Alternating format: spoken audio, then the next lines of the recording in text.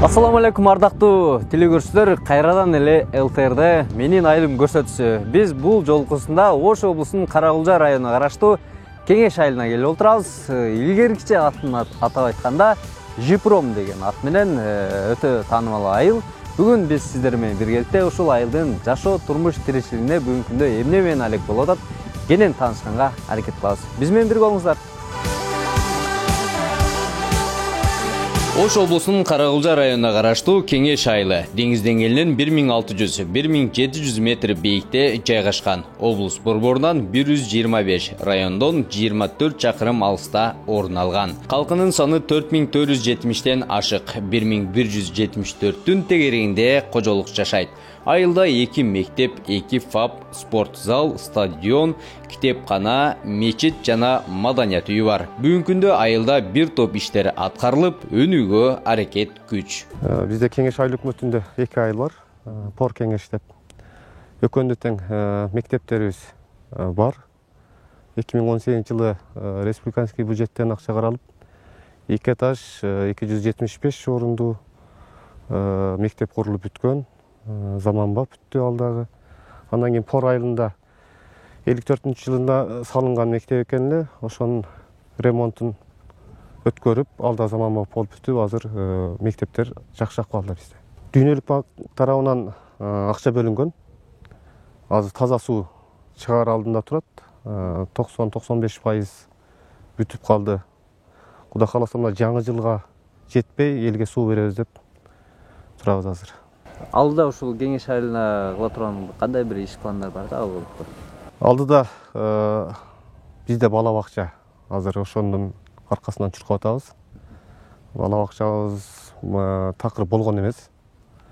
Азыр ошолорго шарт түзүүнүн үстүндө азыр жанагы проектлерин чыздырып, колдон келишинче аркасынан ошону бүтүргөнгө чуркап атабыз азыр. Кеңеш айылы географиялык шарты катаал болуп, дарыянын боюнда жайгашкан айылдардын бири. Эң эле көйгөйлүү маселеси жол. Эгерде бул айылдын жол маселеси чечилчү болсо, калктын социалдык, экономикалык жактан бир топ жеңил болмок.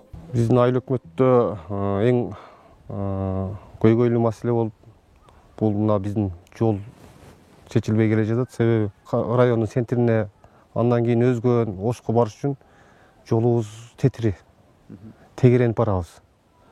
Башта Союз маалында Каракулжа Мырзарык деген жол болгон. Азыркы бүгүнкү күндө ошол жол жараксыз болуп, иштебей турат. Ошонун негизинен элибиз тегеренип кыйналат. Эгер ошол жол республикалык деңгээлде чечилип калса, элибиз ошол Ош облусуна барыш үчүн 60 километрден жакын чакырым кыскарат эле. Элибизге да жакшы шарттар түзүлөт эле. Экономикасына дагы бир кыйла киреше улактанып келет эле. Ошол жолду эми ишке түшүргөнгө кандайдыр бир иш пландарды иштеп чыкса болобу? Ошол жаатта бир карап атасыздарбы?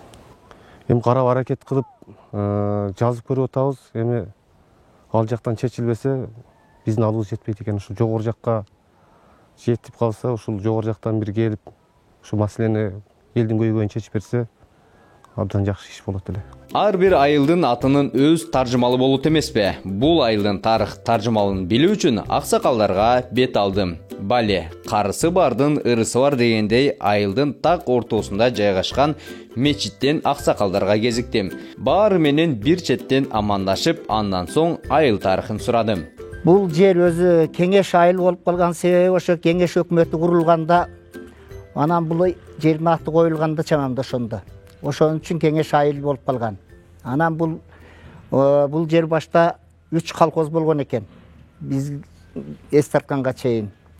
Жаңылык колхозу, Эмгекчил колхозу, анан Кеңеш колхозу деп. Ушул 3 колхоз болгондон кийин уларды бириктирүү болот. Бириктирүү болгондо анан 2 колхоз жоюлат да Кеңеш колхозу болуп, Кеңеш бир колхоз болуп калган экен. Ошо ойдон ушу бир колхоз менен келеткан. Кеңеш колхозу болуп. Анан бул кийин совхоздоштуруу болгондо Куршап совхозуна кошулган да.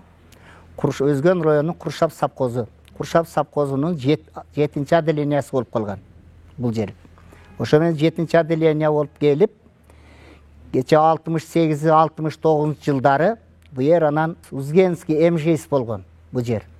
Кеңеш аты өчүп анан МЖС болгонбуз. МЖС болуп да 74-нчү жылга чейин болду окшойт. 74-нчү жылдары анан биз ГК Жипром болдук анан. ГК Жипром болуп туруп ушул чарба мына Союз таркаганга чейин ГК Жипром ат менен келдик. Союз таркагандан кийин кайта эски атты алдык да. Кеңеш айыл өкмөтү деп анан кайта кеңеш баягы эски атыбызга кайта келдик. Бул жерде негизги басымдуулугу таздар деп коет бизде. Таздар. Ошо таздарды азыр бизде анча-мынча башка элдерден келип жашагандар бар анча. Бул деле түбөлүктүү жашагандар. Түбөлүктүү атасы, ата бабасынан бери ушул жерде болуп калган адамдар алда ушул жерде. Ошо азыр бу жерде 3 топ жашайт таздардын. Чаргуулу, Төлөгүүлү, Болтулу деп 3 уруу ушул жерде жашайт азыр. Негизгиси. Аба бул айылдын ынтымагына бир басым жасап кетпейсизби? Аксакалдардан жаштарга болгон акыл насаат, айылда аксакалдарга болгон урматсы дегендей. Айылда Кудай кааласа ынтымакчылык жакшы. Аксакалдарыбыз ушу, отургандар ушу жердин аксакалдары. Анан бардык нерсени айыл өкмөтүбүз да кеңешип турат ушул аксакалдар менен бири-бири иш жасаарда. Ошонун негизинде ушул иштер болуп атат. Балдарыбыз да Кудайга шүгүр, Аллага шүгүр. Ошо балдарыбыз ушу көп нерсени мынабу оңду бүткөн балдарыбыз ушул айыл үчүн көп нерселер жасап берди. Онун атын атап турсам башымды жетпей калды, кайсыларын аташымды. Бардыгы бар. Жолдо кире бериште турат, арка деп жасап, муну бир жылкы бүткөндү балдарыбыз жасап берди. Муну остановкабызды көрсөңүздөр керек. Муну бир жылкы бүткөн балдарыбыз жасап берди. Спорт залды жасап берди балдарыбыз. Ушинтип көп нерселер жасап атат. Кийин анан мынабы бизден ушул жерден чыккан балдар ушу башка жактарда иштеп жүрүшөт. Ошол жерде экөө достошуп, ушу ниет кылышкан экен, ушу элибизге бир мечит куруп берели деп. Ушулар ушу мечитти ошолор куруп берди. Эки балабыз. Бул жерде Кыдыр ата олтурган аксакалдардын дээрлик баары атамдын айылдаштары болгондуктан арбагына багыштап Куран окуп батасы берген учурда жан дүйнөм эңширилип кетти. Андан ары айыл кыдырып элеттин маданиятына кызыктым. Кеңеш айылында жүрүп, мына ушундай сонун жасалыштыр бул маданият үйүнүн. Албетте бул айылдыктардын ушул маданиятка басым жасалганын көрүп турат. Азыр бул жакта жанымда отурган Канат агадан сурайын, Шайыр апалар тобу жөнүндө сурап көрөйүн. Кантип түзүлүп калды? Идея кимден болду? Канча жылдан бери ушул маданият айылдын маданияттын ушу салым кошуп бересиздер да? Казбек эми биринчиден ушул биздин айылга келип, ушул биздин урмат сыйлап келгениңерге биз ыраазычылык билдиребиз. Биз бул Шайыр апалар тобун 2018 жылдан бери 2018 жылы түптөгөнбүз. Ошодон бери ушу Шайыр апалар тобун менен иштеп келе жатабыз. Биз ушу Шайыр апалар тобуна ушул 15 адамды, аялды камтыганбыз. Кайсыл ырларга басым жасайсыздар да? Биз эми бул Шайыр апаларда элдик ырларга көбүрөөк басым беребиз. Анан башка топтор бар, аларды эми жаштардыкын эстрада тобунда башка жанрларда беребиз. Бул Шайыр апалар эми апалар деген өзү эле белгизип тургандай, ушул биз элдик ырларга көбүрөөк басым берип жасайбыз. Жакшы. Бүгүн кандайдыр бир конкурска даярдык болот окшойт. Ооба, бизде мына бул таза суу долбоору ишин аяктап, ушуга ачылышына Шайыр апаларды даярдап аткан убагыбызда сиздер келдиңиз. Майрамдык иш-чара болот экен. Кудай кааласа ушул чоң иш-чараны даярданып атканыбыз. Бул агам дагы ушул жерде иштейт. Бул агайың ушул бизде айыл өкмөттө катчы болуп иштейт. Бирок бул агайдын дагы таланты күчтүү, себеби биз бул экөөбүз Жалал Абадта маданият техникумда 3 жыл бирге окуганбыз. Кудай кааласа ушул айыл өкмөттө дагы ишти бирге алып кетип аткан мезгилибиз. Демек, чоң иш-чарага даярданасыздар. Бул жерде көрбөйлү мына телевизордо. Кудай кааласа макул көрүңүздөр. Казбек иним, анда ушу Шайыр апалардын ырларына кезек берейли. Тыңдаңыздар.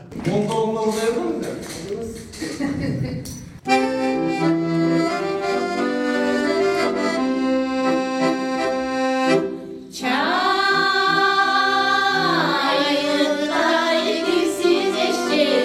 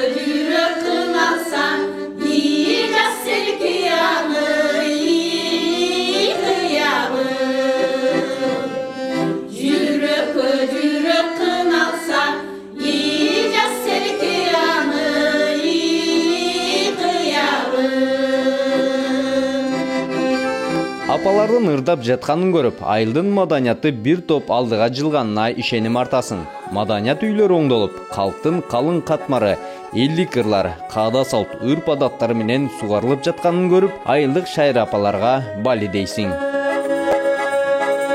Сайраган булбул тилимде, көшүлүп көзгө илимде. Бул эже үнү Жаш кезек өтөп турбайбы, жадырап жайлап билимде, жадырап жайлап билимде.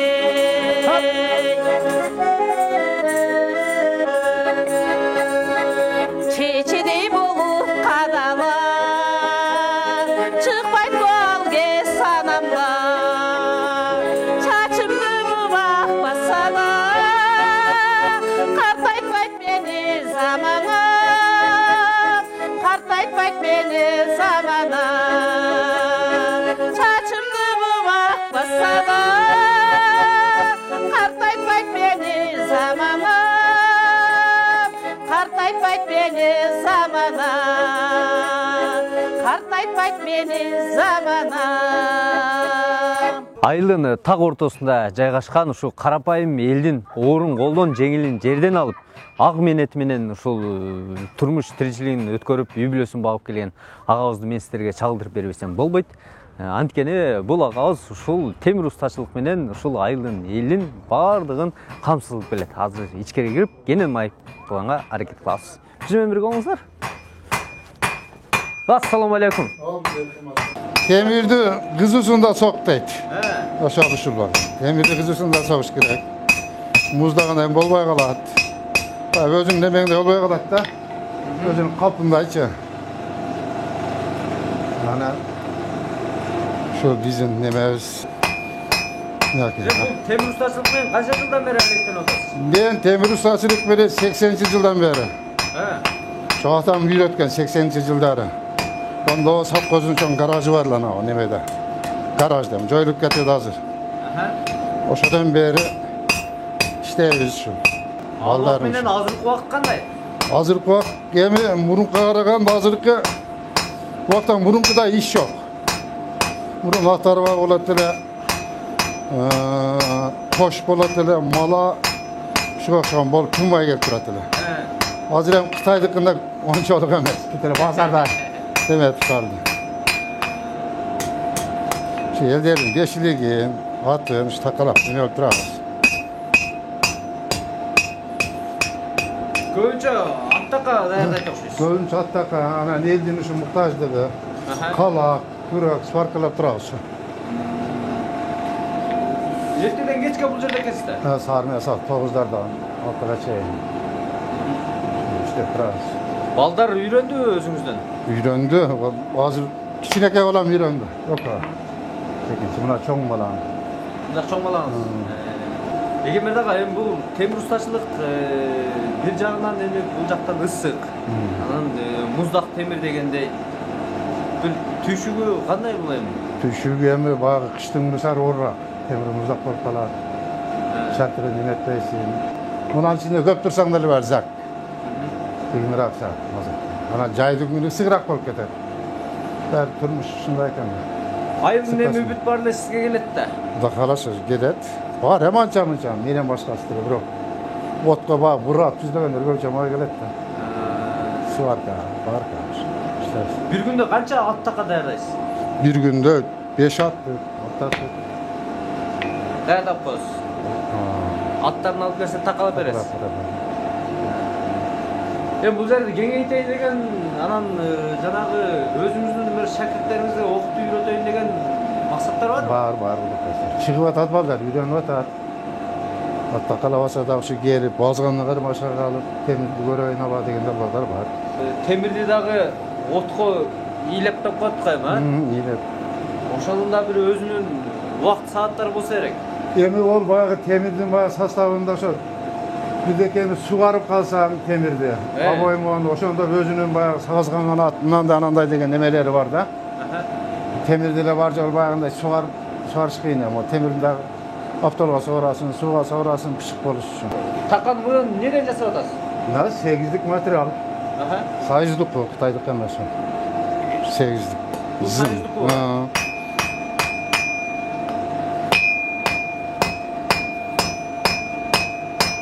Ушинтип секин эрмектеп согабыз, бир атыга катсак дамалабыз.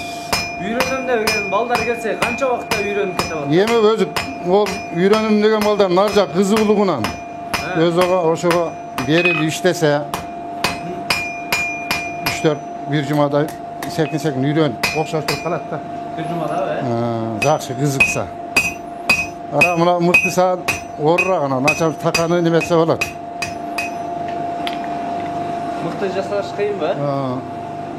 Мага да бир үйрөтүп койсоңуз болмок экен. Эйли, мына şu колдо кандай иштетесиң да? Мына неметип берем. Мына колду мына ушинтип турасың. Ана урап турасың.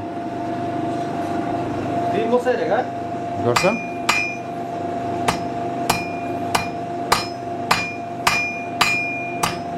Бага тез иштетсең, ошондо неметип каласың. Tez.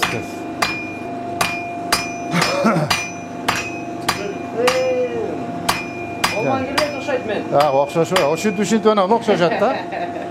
Sen birisi vatkanda da. Okşaşmay kalı. Ağaman gördüm biraz.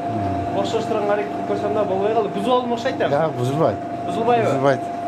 Teres öpüreyim buzulbayt. Ondan bay olmalı. Ya tüte otlar. Баягы ар бир кызматтын өзүнүн жана устаты болот дейт. Көп жылдан бери ушу темир устачылык менен алектенип келатат. Кудай кааласа. Бали, азамат. Майла бат. Жакшы бат. Сизге келик. Бат. От солун болсо да. Эми от ушундай.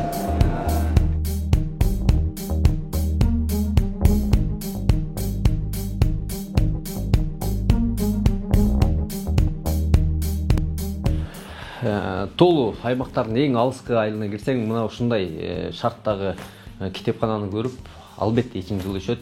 Бул жерде эле мына Турдубая Сабира эжекебиздин атына таандык китепкана экен.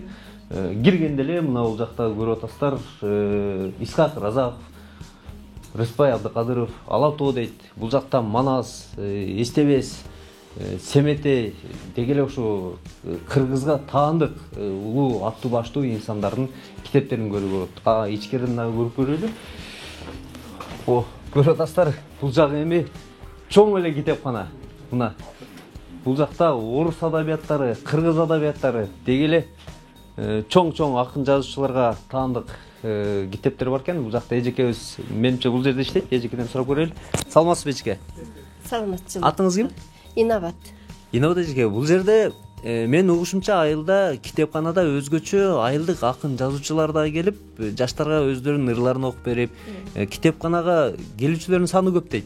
Саны көп. Биздин фонддо 8000 китеп бар. Анан балдар китептери, чоңдор үчүн айыл чарба, ар түрдүү бөлүмдөргө бөлүнгөн китептер бар. Анан айыл акындары булар тез келип окуучулар менен, окурмандар менен өздөрүнүн жазган ырларын бөлүшүп кетишет, окуп беришет.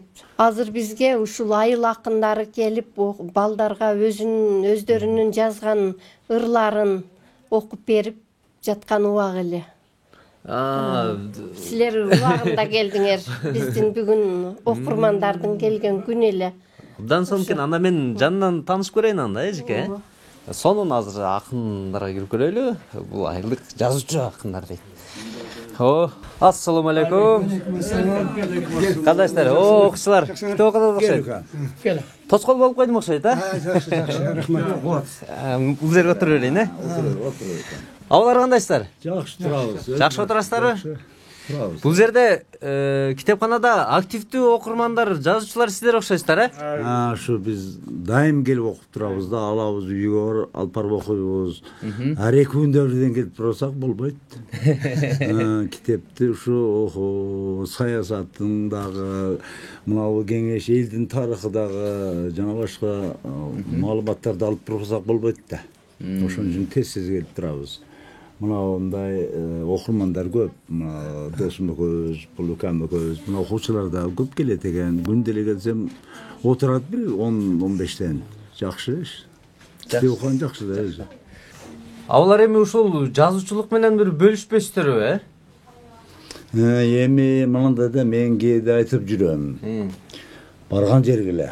Ошол мисалы Кыргыздын Чыңгызы менен Алокулу. Чыңгыз эми кара сөз проза. Алокулурдан олар келип биздин айылга келбейт да. Чыгарманын баардыгы суарылган, мектеп окуучуларда окуйт, программада да бар. Бирок ар айылдын, ар райондун, шаардын өзүнүн Алокулу, өзүнүн Чыңгыздары бар. Саңырдай мына бала да Алокулудан күчтүү жазат. Бизден мына илим бизден убагында илгери Тургунбай Эргешев деген абабыз чыккан, Калдыбай, Курбанбай Калдыбаев деген акындар чыккан. Азыр деле көп мына Исматулла Парпиев, Урматбек Исаков, Сагынбай Жунусов, Райымбек мына отурат чый болуп Амансары дегендей ушул көп. Бир Абдыкадыр Насиров деген агайыбыз өтүп кетти. Ал 60 жаштан өткөндө 4 китеп чыгарып койду да. 4-5. Тим эле сонун тарыхый болгондо да. Анда бир ырларыңыздан бир бөлүшпөсүздөр. Менен биз дагы китеп издеп калып калыптыр башында. Мен бир эле кеңешим деп койдум. Ынтымакта журулушкан элдердин темеледей тепчип койгон денесин өркүндөй бер, өнүгөр алгап, дайым жаша менин айылым кеңешим деп койдум. Ушул эле жетишүү болсо керек. Мына өкөмө берейин. Мен көп жылдан бeri жазам. 1979 жылдан бeri жазам да. Чогулуп жүрөм, бирок китеп кылып чыгара элекмин. Жакында чыгарабыз. Эми туулган жөнүндө бир ырларыма окуп берейин. Бөтөн жерде жүргөндө билинет экен кадырың, көздөн учар саат сайын дороно өскөн адырың. Көк майсан сүйөр чөңө жаткым келет чалкалап, ар кандай суук көздөрдөн тоскум келет калкалап. Жүрсөм дагы алыста алыңды сурап турамын, куштар конуп сайраган талыңды сурап турамын. Жашап жаткан бооруңда элимди сурап турамын, түшүмү кандай болду деп эгиңди сурап турамын. Кабар алып кыштан да карыңды сурап турамын, жазында кандай кирди деп тарыңды сурап турамын. Тар деген дайра.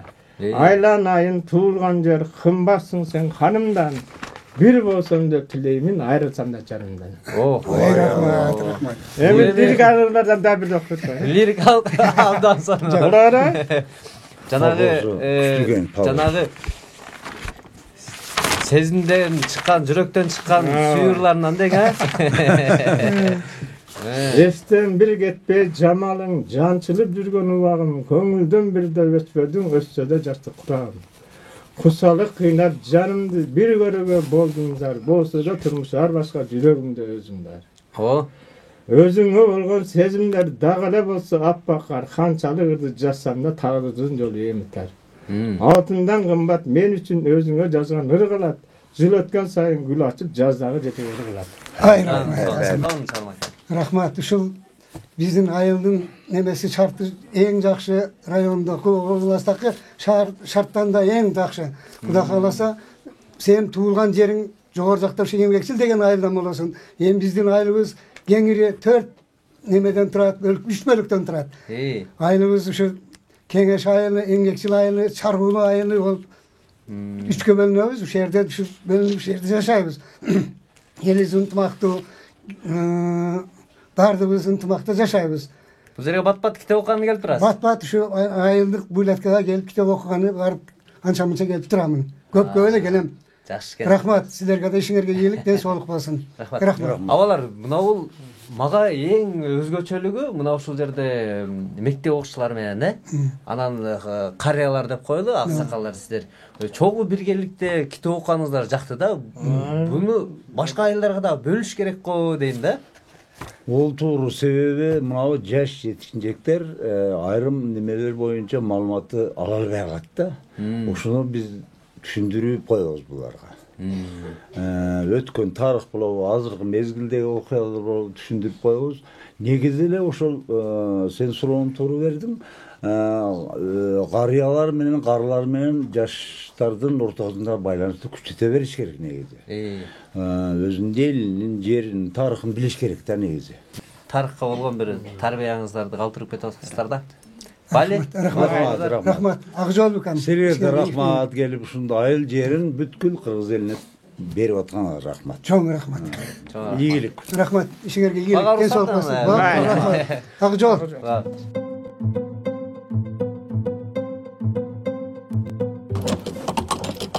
Ага, бул идея каяктан келди? Ушу айылга бир чакан кылып ачып алыпсыз. Бул идея эми Кудайым берген идея экен да бул дачы. Анан элдерди карасак баары эле өзгөн, Каракулчага ушул жака алып баратат. Анан 1-2 жыл болуп калды ачканыма. Анан баягы бут кийимдерди. Анан жакында эле 2 жыл болду. Анча-мынча элдер угуп элек. Анан уккандар анча-мынча группадан кыйкырып коюшат. Ушундай рекламам бар, телефон номери. Ошодон кыйкырып коюшат. Айылдын группасына. Айылдын группасына. Көбүрөөк кандай бут кийимдерди тигесиз же? Баарын эле оңдой бересизби? Жок, баардыгын эле оңдой беребиз. Кулакчылардын өтүктөрү келет. Анан жазга мал кичинекей лапчикелер келет. Детский, бетский, калош, болош дегендей. Анан масы галош деген. Масы галош, тапан салышым керек ушундай иштер болот. Анан жакшы эле болот, Кудайга шүгүр. Анча баардык нерсени деле кыйын болот, оңой болот дегендей. Анан жип үзүлөт, ийне үзүлөт. Ушундай элдерге тигип берсең оңой көрүнөт, анан колган келген кыйын да. Бир күндө канча өтүк тигесиз? Бир күндө оңдоп түзөсүз? Бир күндө 3-4 өтүк тигебиз. 3-4 өтүк мындай. Дакансы отурсам бир 4 саат, 5 саат отурам, бели ооруп калат мына кичинекей тыккан жер. Башка жерде деле ушуду. Башка жерге барсаң деле ушундай жумуш. Оңой жумуш жок. Жокен ага, бул жакты негизи айылдыктар Жокен дешет. Өзүнүн аты Зарлыбек, э? Зарыпбек. Зарыпбек. Агабыз ушул айылдын мынау чакан бөлмөдө туурасы 1,5 узун 2 метр болгон корголдой эле. Ошондой эле. Чакан кийимдерин оңдоп берет. Чындыгында өзгөчө карман десек болот айыл. Жокен ага, мынауга менимче өтүктү кийгизип алып такаларын кагат окшойсуз. Кагабыз, азыр өтүк кагабыз, азыр мына кичине жер калды. Анан кагып коюп анан не кылабыз? Өтүк кагабыз ага чымык. Азыр өтүкүн кагат окшойсуз, өтүктү бүгүн кагабыз азыр. Канча сомго кагып бересиз ошондо? Өтүктүбү? Өтүктү өзү такасы 150 сомдон 300 сомго чейин болот. 300 сомду мада эле сыра эле бербейт, эртең бүрсүгүн дешет. Ушундай айылдач бат эле бере койбойт. Айылда ушундай дең. Айылдан же болбосо пособиядан деле оңдоп бере берет. Жок, ошондой боло берет. Пособияга деп коюшат, айыл дейм. Кийин сурап барганда беришет. Керки элдер берет, Кудайга шүгүр. Керкилер калып деле кете берет. Уялганда бере берет десеңиз. Уялганда беришет. Жокен ага, эми могул жерде мен бир нерсени айткым келип атат да, ошол өтүк оңдоп отуруп, бир башка чет өлкөгө кетейин деген бир миграциянын азыр агымы күчөп баратпайбы? Ошол жака бир кетип калайын деген ойлор болбодубу? Ойлор болду. Кышта мал карап, атам менен апамы карап ушинтип жүрөбүз. Анан айылда эң кичине баласы менен чакырып атышат, Россияга кел, тиги бу деп. Эми айылда болот, Кудайга шүгүр. Жетет деле тапса болобу экен негизи? Тапса болот. Анан не болуп кетет ал, кандай десем. Бул жерге күнүнө тиргиликте кирип кетет да. Болбой калды дегенде кыштын күнү 800 сомго чейин иштейм. Болбой калды дегендечи. Жок дегенде 500 сом. Күнүнө. Анан болбой калды деген жок, жазындасы жок. 3-4 эле ай да. Анан мына өтүктү кечинде бирөөнүкү алып келдим, тапанын бастым да. Муну акчанчы, мына коончу башка. Мынаны тигип, анан мыналарын тигип ушул өтүк 300 сомго бүттү шериги муну. 300 сом болду да. Бул качанкы өтүк экен, а? Көп болуптур. Мына кургап калыптыр да, бул жакы өзүм жууп, кичине тазалап, анан көп жыл болгон окшойт. Кургатып, буну бастым да, мына өтүктүчү мынтип жамап. Анан 300 сом болду. Азыр өтүк алыш кыйын.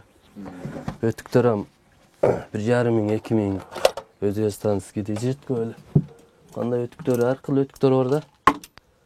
Анан мынау баягы кыргыздар айтмас самеденка да. Самеденка өтүктөр. Болот акырын. Кудайга шүгүр. Чыктым жок болбойт. Канча уул кызыңыз бар эми? 2 кыз, 1 уулум бар. Эң чоң кызым 2-де окуйт, балам 0 айда. Анан кичинекей колдо алей дегендей. Жакшы. Мынанын такасы сәл бош да, ушуну пышытып кояка дегенден пышытабыз. Ийнелер ушундай. Мыктары. Бул өтүктөрдү улакка минип кийишет да, эми? Улакка, малкалга ушундай. Мал жандыкка. Мал жандыкка. Болот кудай шүрөт. Алдыда кандай максаттар бар? Эми бул өтүк оңдоо эле эмес, бул ат жабдыктарды, башкаларды дагы тиге аласызбы азыр эми? Ооба, туура айттыңыз, жакшы суроо болду. Ону тигебиз колдон келсе, Кудай кааласа колдон келет. Буга машина керек. Анан чаканыраак, мына кичинекей да батпайт. Чоңураак не салсам деп атам. Кичине устаканачы. Ал чаканыраак, мына чаканга батпайт. Эки адам зор батат. Кыштын күнү жулу, үстү камыш, тапканбыз жулу. Анан ого машина алыш керек, бир 40 000 кетет чоң машинагачы. Вот жалгыз тигесиң, басма айыл, жүгөн, ушундайга кетет. Жүгөндү анча-анча жерин ушуной тигесиң кол менен. Анан токумдарды ошо машина жакшы да, эми машина техниканын иши техникада турган. Буюрса, ат жабдыктарындагы ошо тигендеги максаттар бар экен да. Кудай кааласа тигебиз. Пайпак, атка пайпак, ошо кыштын күнү ошо аттын басма айылы, пайпагы, ошого окшогондор келет да, бүгөндөр үзүлүп келет.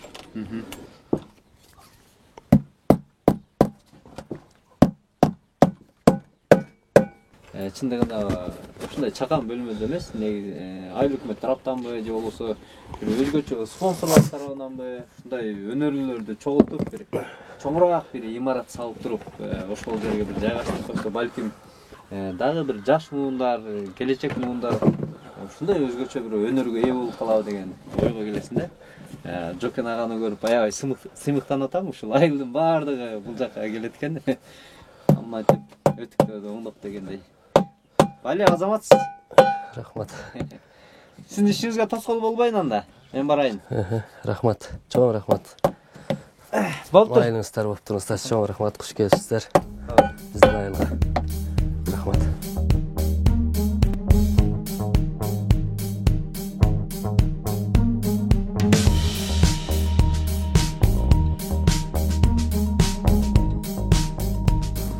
Кайсыл айылга барбагың, негизи айылдын жашоосу, бүгүнкү күндө эмне менен тиричилик кылып атат, ошосун көрүп, бир чети мындай айылдын патриот инсандар болот го, ушул айылдан чыкпастан, ушул айылдын жашоосуна, тиричилигине, негизи социалдык, экономикалык жактан ушул өзүнүн салымын кошуп, ушул айылыма деген инсандарды көрүп аябай комбой койбойсуң.